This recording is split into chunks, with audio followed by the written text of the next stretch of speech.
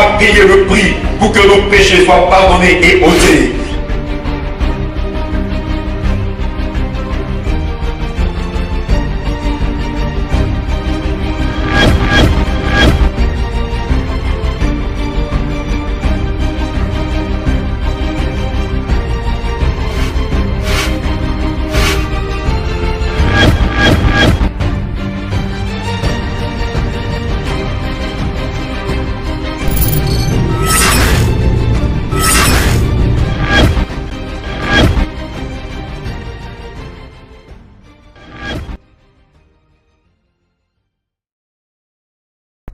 Les prophètes, une lampe dans les ténèbres. Nous sommes sur le thème de la loi à l'évangile, d'un testament à un autre. Si la loi a prend fin en Jésus-Christ par accomplissement, que dire alors des prophètes? Puisque Jésus a dit, je ne suis pas venu abolir la loi et les prophètes, mais pour les accomplir. Et nous avons vu que la loi de Moïse a pris fin par l'accomplissement à la croix. Et la Bible dit clairement, Christ est la fin de la loi. Alors si Christ est la fin de la loi, s'il a annulé la loi avec ses précisions et ses commandements à la croix, que dire alors des prophètes? La Bible nous dit que les prophètes étaient semblables à une lampe dans les ténèbres. Et c'est ce que nous allons vérifier à travers l'écriture et tirer les conséquences qui s'imposent. Nous lisons que les prophètes ont brillé comme une lampe dans les ténèbres jusqu'à ce que s'y lève le soleil du matin. Nous lisons dans 2 Pierre chapitre 1 verset 19. Nous tenons pour de temps plus certaines.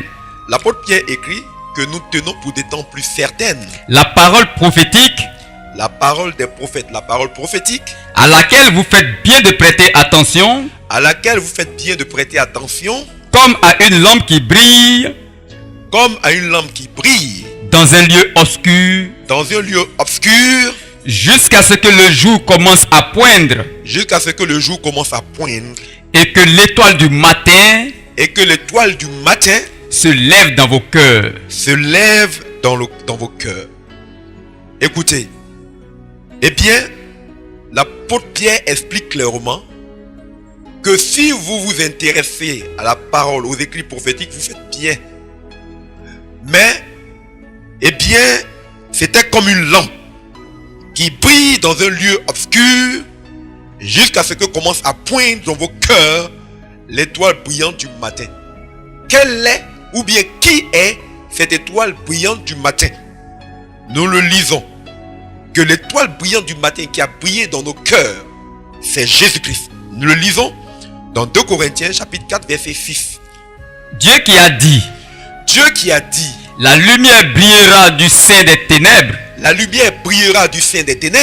a brillé dans nos cœurs, pour faire resplendir, la connaissance de la gloire de Dieu, sur la face de Christ, de Jésus-Christ. La lumière qui a brillé en nos cœurs, c'est Jésus-Christ. Dieu qui a dit la lumière brillera du sein des ténèbres, a brillé dans nos cœurs pour faire resplendir la connaissance de la gloire de Dieu sur la face de Christ. Donc la lumière qui nous éclairera de l'intérieur, c'est l'évangile, la parole de Dieu qu'est Jésus-Christ. Et désormais, nous sommes éclairés. Nous contemplons la gloire de Dieu sur la face de Christ, que la Bible appelle dans Apocalypse l'étoile brillante du matin. Dans Apocalypse chapitre 22 verset 6. L'étoile brillante du matin. Jésus-Christ est présenté comme étant l'étoile brillante du matin. L'apôtre Paul, je le répète, a dit, vous faites bien de prêter attention à la parole prophétique comme à une lampe qui brille dans les ténèbres jusqu'à ce que s'y lève la lumière du jour. L'étoile brillante du matin qu'est Jésus-Christ s'est levée et a brillé dans nos cœurs. Autrement dit, tous ceux qui sont dans les ténèbres ont besoin d'une lampe pour être éclairés. Mais en Jésus-Christ, ne sont plus dans les ténèbres. Nous sommes passés des ténèbres à la lumière parce que Jésus-Christ est cette lumière, cette étoile brillante du matin qui a brillé dans nos cœurs, et qui nous a donc fait passer ainsi des ténèbres à la lumière. Pour ceux qui ne le savent pas, les étoiles sont des soleils. Donc Jésus-Christ est l'étoile, le soleil brillant qui a brillé dans nos cœurs et qui nous a fait passer des ténèbres à la lumière. Désormais, c'est cette lumière, ce soleil, cette étoile qui est Jésus-Christ qui nous éclaire. Nous le lisons dans Jean chapitre 1 verset 9. C'était la véritable lumière qui... Parlant de Jésus-Christ, la Bible dit dans Jean que Jésus-Christ était la véritable lumière qui... En venant dans le monde, éclaire tout homme. La lumière qui éclaire tout homme, désormais c'est Jésus-Christ. Écoutez, avant que Jésus-Christ ne vienne, le monde était dans les ténèbres. Les prophètes étaient dans les ténèbres, mais ils y étaient en tant qu'une lampe, une lumière. Et désormais, eh bien, le soleil de Jésus s'est levé. L'étoile brillante du matin s'est levée. La véritable lumière qu'est Jésus-Christ s'est levée. Et nous sommes désormais passés des ténèbres à la lumière. Contrairement aux prophètes, nous ne sommes pas dans les ténèbres. Nous ne sommes pas notre ministère dans les ténèbres. Nous ne sommes pas une lumière dans les ténèbres. Nous ne sommes pas une lampe. Je veux dire, nous ne sommes pas une lampe. Mais nous sommes la lumière du jour parce que nous sommes un avec le soleil. Nous sommes un avec Jésus-Christ. La Bible nous dit que cette lumière qu'est Jésus-Christ est une lumière bien plus grande que celle des prophètes. Nous le lisons dans Jean chapitre 5. Versets 35 et 40. Les versets 35 et 40. Jean-Baptiste était la lampe qui brûle et qui brille. Jésus-Christ dit que Jean-Baptiste était la lampe. Donc une lampe qui brûle et qui brille. Et vous avez voulu vous réjouir. Il s'adressait donc aux pharisiens, aux juifs qui s'opposaient à lui. Il dit, eh bien, Jean-Baptiste était la lampe qui brille dans les ténèbres et vous, juifs, avez préféré vous réjouir. Une heure à sa lumière. Une heure à sa lumière. Les Juifs ont été éclairés, eh bien, pendant le ministère de Jean-Baptiste, eh bien, ils avaient une lampe qui les éclairait dans les ténèbres et ils en étaient satisfaits. Quoi de plus normal, quand on est dans les ténèbres, d'avoir une lampe pour nous éclairer. Et Jésus poursuit, il ajoute, Moi Jésus, j'ai un témoignage plus grand que celui de Jean. J'ai un témoignage plus grand que celui de Jean. Et vous ne voulez pas venir à moi. Pour avoir la vie. Pour avoir la vie. Ce verset nous dit que tous ceux qui marchent à la lumière des lampes que sont les prophètes, donc tous ceux qui croient dans les prophètes, qui suivent les prophètes, n'ont pas la vie éternelle, ils ne l'ont pas. Parce que Jésus dit, vous avez été une à cette lumière, des prophètes, de Jean donc, et vous n'êtes pas venu, vous ne voulez pas venir à moi pour avoir la vie. Je veux vous dire que si vous êtes dans les ténèbres, éclairé par une lampe, vous mourrez dans les ténèbres et vous êtes perdus. Mais le mérite des prophètes, c'est de nous conduire à Jésus-Christ. C'est pour ça que Jésus dit, puisqu'ils ont prophétisé au sujet de Christ, à qui nous devons croire, en qui tout le monde doit croire pour avoir la vie. C'est pour ça que Jésus dit, eh bien, si vous avez bien fait de suivre la lumière de Jean, vous faites mal de ne pas croire en moi, qui a un témoignage plus grand, et donc une lumière plus grande. Car, répétons-le, rappelons-le, je le répète, Jésus-Christ est la lumière du jour. Durant la lumière du jour, serait-il normal de se laisser éclairer par une lampe? Eh bien, il faut être peut-être un philosophe pour le faire, ou bien un fou. Eh bien donc, à la lumière de Jésus, nous avons une lumière plus grande. Et ce n'est pas une lumière facultative. Nous n'avons pas le choix. Parce que cette lumière, eh bien, produit la vie. Vous ne voulez pas venir à moi pour avoir la vie. Ils ont cru en Jean-Baptiste, ils n'avaient pas la vie pour autant. Il leur fallait venir à Jésus-Christ pour avoir la vie.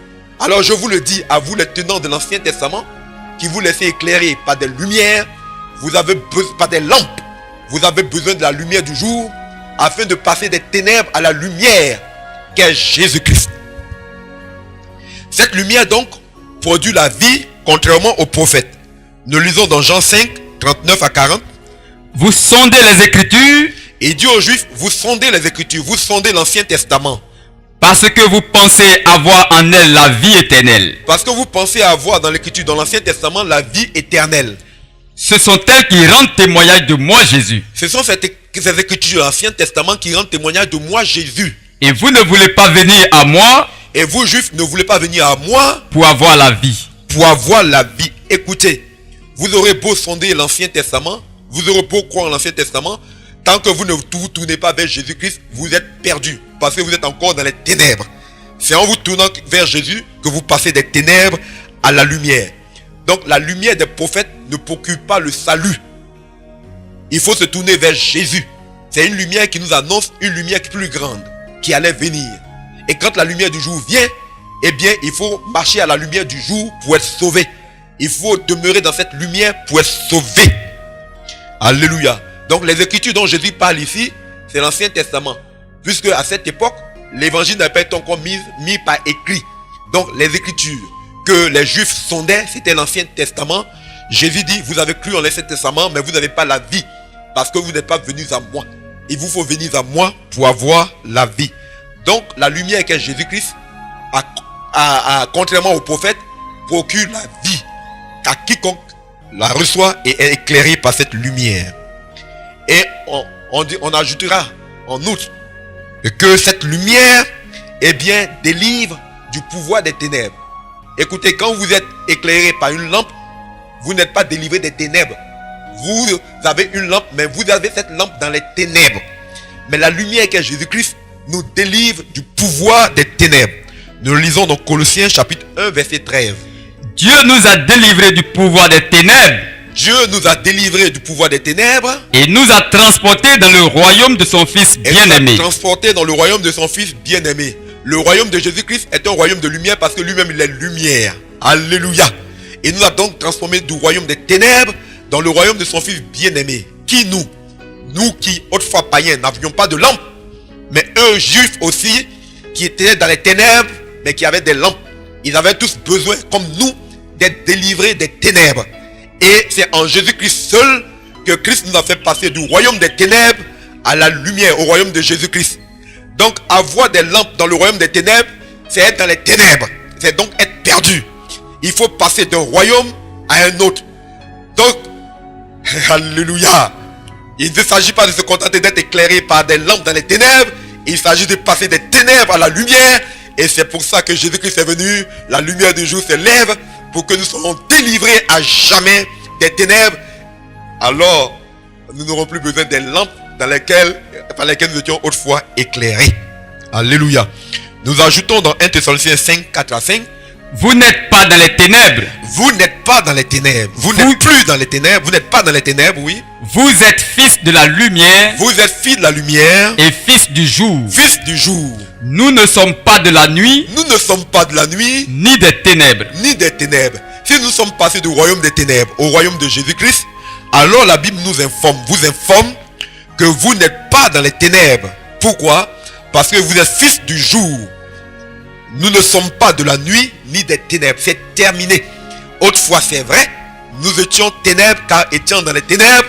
Alors, nous avions besoin des lampes. Mais passer des ténèbres à la lumière, nous sommes fils de la lumière, fils du jour car Dieu est lumière. Et nous sommes fils de la lumière. Ça veut donc dire que nous sommes lumière. Autrement dit, cette lumière qu'est Jésus-Christ fait de nous autres chrétiens qui croyons en lui la lumière du monde. Nous le lisons dans Matthieu 5, 14. C'est vous qui êtes la lumière du monde. C'est vous, nous qui sommes en Christ, qui sommes la lumière du monde. Écoutez, une lampe ne peut éclairer le monde. Une lampe éclaire un endroit bien précis et bien limité. Les prophètes ont éclairé les Israélites dans un pays bien petit. Mais la lumière du jour éclaire le monde. Et Jésus dit que c'est nous, fils de la lumière, qui sommes la lumière du monde. C'est pour ça qu'il nous envoie dans le monde entier pour éclairer les nations. Non pas avec les lampes que sont Moïse et les prophètes, mais avec la lumière du jour qu'est l'évangile de Jésus-Christ. Alléluia. C'est vous donc qui êtes la lumière du monde. Dans Éphésiens 5, 8, il est ajouté. Autrefois, vous étiez ténèbres. Vous étiez ténèbres. Mais maintenant, vous êtes lumière dans le Seigneur. Vous êtes lumière dans le Seigneur. Quand on dit vous, eh bien ça nous inclut nous tous. Autrefois donc nous étions ténèbres. Nous avons vécu dans les ténèbres. Mais maintenant, nous sommes lumière dans le Seigneur parce que Jésus le déclare, c'est nous qui sommes la lumière du monde, nous qui avons reçu Jésus-Christ, la lumière du jour. Dans Matthieu 5, 16, enfin, il est écrit, Que votre lumière brille devant tous les hommes. Que votre lumière brille devant tous les hommes. Alléluia. Que votre lumière brille devant tous les hommes. Il est évident que notre lumière est supérieure à celle des prophètes. Parce que nous sommes fils du jour et nous éclairons le monde de la lumière du jour. Parce que nous sommes un avec la lumière, nous sommes un avec Christ, avec Jésus-Christ. Et donc notre lumière, c'est le soleil qui éclaire le monde entier. C'est pour ça que Jésus-Christ nous envoie éclairer toutes les nations. Il n'a jamais envoyé les prophètes éclairer les nations. Les prophètes ont prophétisé à un peuple vivant sur un territoire donné parce qu'ils étaient une lampe qui pouvait éclairer que dans un environnement très limité, très restreint, très étroit. Mais la lumière du jour éclaire le monde. C'est pour ça que Jésus dit, allez prêcher l'évangile à toutes les nations. Parce que c'est la lumière qui vient éclairer le monde, les nations. Et cette lumière-là que nous prenons pour éclairer le monde, c'est l'évangile qui nous éclaire. Et par laquelle nous éclairons le monde, c'est l'évangile. Alors il est évident que notre lumière est supérieure à la lumière des prophètes qui n'étaient que des lampes dans les ténèbres. Eh bien, la preuve que notre lumière est plus grande, eh bien, nous le lisons dans Matthieu, chapitre 11, verset 11. En vérité, parmi ceux qui sont nés de femmes, Jésus dit donc, parmi tous ceux qui sont nés de femmes, il ne s'en est pas levé de plus grand que Jean-Baptiste. Il n'y a pas eu de plus grand que Jean-Baptiste, qui était un prophète de l'Ancien Testament. Cependant, le plus petit dans le royaume des cieux, est plus grand que lui. Est plus grand que Jean-Baptiste. Ils étaient comme tous les autres prophètes. Jean-Baptiste était une lampe dans les ténèbres. Mais le plus petit dans le royaume de la lumière, parce que nous sommes passés des ténèbres à la lumière. Le plus petit dans le royaume de lumière est plus grand que Jean-Baptiste, parce qu'il fait partie des ténèbres. C'est pour ça que Christ est allé les évangéliser dans le séjour des morts, afin qu'ils puissent passer eux aussi et bien croire en l'évangile et avoir le même héritage que nous. Alléluia. Eh bien, si Jean-Baptiste était une lumière dans les ténèbres, eh bien nous ne sommes plus dans ces ténèbres-là, dont nous sommes plus grands que lui. Car il était une lampe dans les ténèbres, nous sommes la lumière du jour. La deuxième preuve se voit dans les prophéties. Parce que cet enseignement introduit en même temps l'étude des livres prophétiques comme Daniel et Apocalypse. Si vous n'avez pas compris que la lumière des prophètes, ce n'est qu'une lumière dans les ténèbres, vous allez faire des erreurs d'interprétation en lisant les livres de l'Ancien Testament. C'est des lampes. Et ces lampes-là ne peuvent pas éclairer le monde. Ce qui éclaire le monde, c'est l'évangile. Et la seconde preuve que nous pouvons ajouter, qui montre que nous sommes plus éclairés, c'est au niveau des révélations. Écoutez, quand vous lisez l'Ancien Testament, vous constaterez que toutes les révélations concernant la fin des temps, eh bien, étaient scellées. C'est-à-dire, ce n'était pas dévoilé. On va le lire pour que chacun puisse en être certain. Nous lisons dans Ésaïe, chapitre 29, versets 11 à 12. Dieu dit, toute la révélation est pour vous. Dieu dit aux Israélites, aux Juifs, à travers donc Ésaïe, toute la révélation prophétique est pour vous. Comme les mots d'un livre cacheté. Comme les mots d'un livre cacheté. Que l'on donne à un homme qui sait lire. Que l'on donne à un homme qui sait lire. En disant, lis donc cela. Lis donc cela. Et qui répond, je ne le puis. Je ne le puis. Car il est cacheté. Il est cacheté.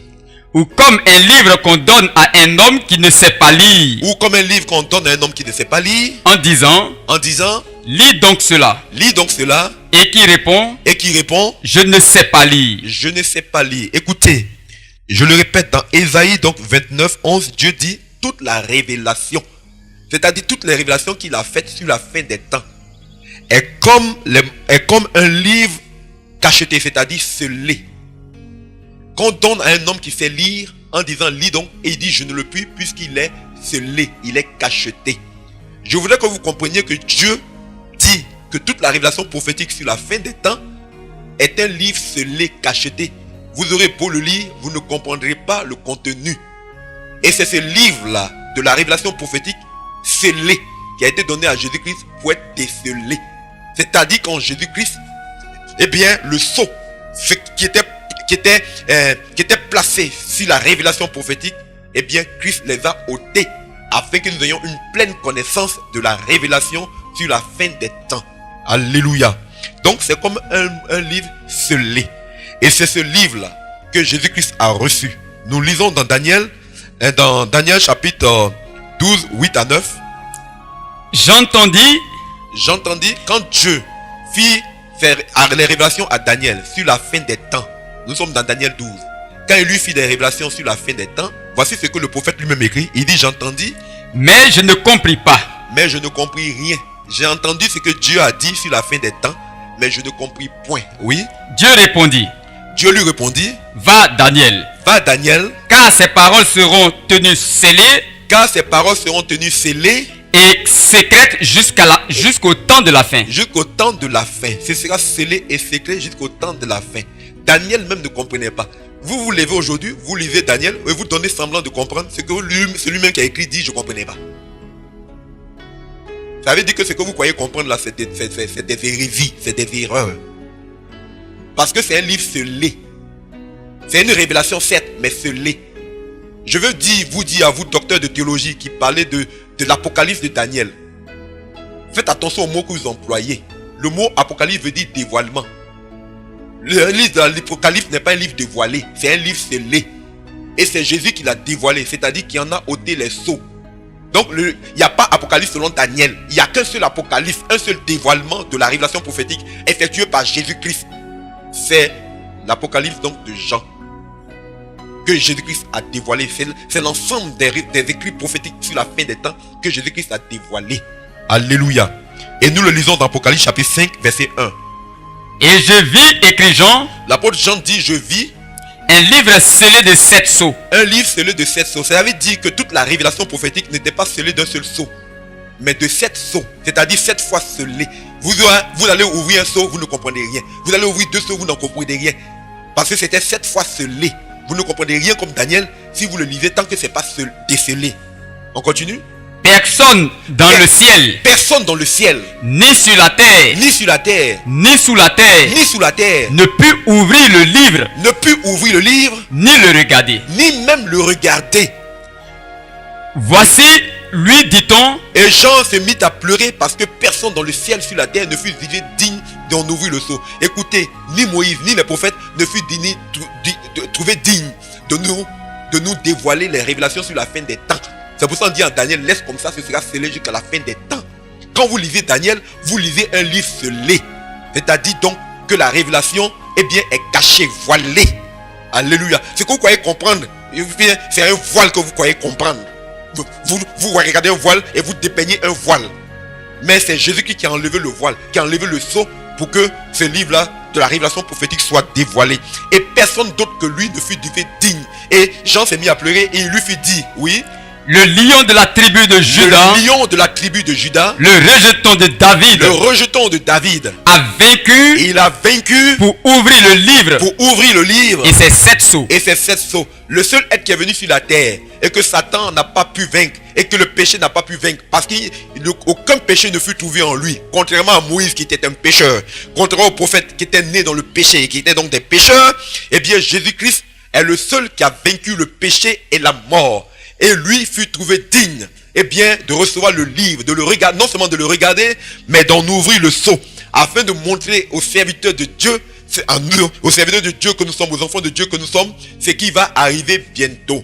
Donc quand on dit que Christ est la fin de la loi et des prophètes, c'est tout dire. Si Christ est la fin de la loi, nous ne sommes plus sous la loi. À vous qui dites que ce sont les lois cérémonielles qui sont passées, faites attention aux mots que vous employez. Parce que il y a d'autres qui disent les lois, ce sont les lois morales qui sont en vigueur. Les lois cérémoniales bien cultuelles ne sont ni amorales ni immorales. C'est-à-dire qu'elles ne sont pas dénuées de morale et elles ne sont pas non plus contre la morale. Alléluia. Les lois, à commencer par les 10 commandements, ce sont à la fois des lois religieuses et des lois sociales. Le premier commandement dit tu n'auras pas d'autres dieux devant ma face. Ça c'est un commandement religieux. Tu n'auras pas d'autres dieux, tu ne te feras pas d'idole. Souviens-toi du jour du sabbat pour l'honorer. Ce sont des ordonnances religieuses. C'est ça qui va être complété plus tard quand Dieu va ordonner la construction d'un temple et montrer le rituel sacrificiel qui va avec. Si on ne doit pas avoir d'autres dieux que Dieu lui seul, alors on va montrer quel est le culte qu'il faut pour le faire. Ça, ce sont des lois religieuses, rituelles. Les 4 premiers commandements des 10 commandements sont des lois religieuses et rituelles. Les 6 autres commandements sont des lois non pas morales, mais des lois sociales. Car elles règlent la vie des individus en société, les relations entre personnes dans la société. tu ne voleras pas, tu ne tueras pas, tu ne convoiteras pas la femme de ton prochain. Ça, c'est les rapports sociaux. Alléluia. Donc, la loi, c'est l'ensemble. Les 10 commandements, c'est l'ensemble des lois rituelles, des lois cérémonielles et des lois, bien dites, sociales, que certains appellent morales. Le mot n'est pas approprié. Disons social. Alléluia. Mais la Bible dit que c'est toute la loi qui a pris fin. On va le démontrer plus tard que les 10 commandements ont pris fin en Jésus-Christ dans la prédication qui viendra quand le Seigneur le permettra dans les jours à venir. Alléluia. Donc c'est Jésus-Christ qui est venu donc apporter enlever les sceaux sur la révélation. C'est pour ça qu'on parle de dévoilement. C'est en lui que nous savons ce que même les prophètes ne savaient pas, parce que c'était voilé. Alléluia. Quand vous lisez l'Ancien Testament, on ne parle pas de la grande prostituée là-bas. Les prophètes ne savent même pas de quoi la grande prostituée. Nous aujourd'hui, nous le savons à travers l'Apocalypse. Donc, en Jésus-Christ, nous avons la plénitude de la connaissance, parce que à la lumière du jour, eh bien, quand vous êtes éclairé par une lampe, il y a des ténèbres autour de la lampe. Il y a toujours de denses ténèbres au-delà du rayonnement de la lampe qui fait qu'on ne peut rien voir. Mais à la lumière du jour, il n'y a plus de ténèbres et nous voyons clairement. C'est ce que Jésus a fait. Il a enlevé le voile et tout est clair. Que le Seigneur soit béni et que vous soyez bénis dans le nom de Jésus. Amen.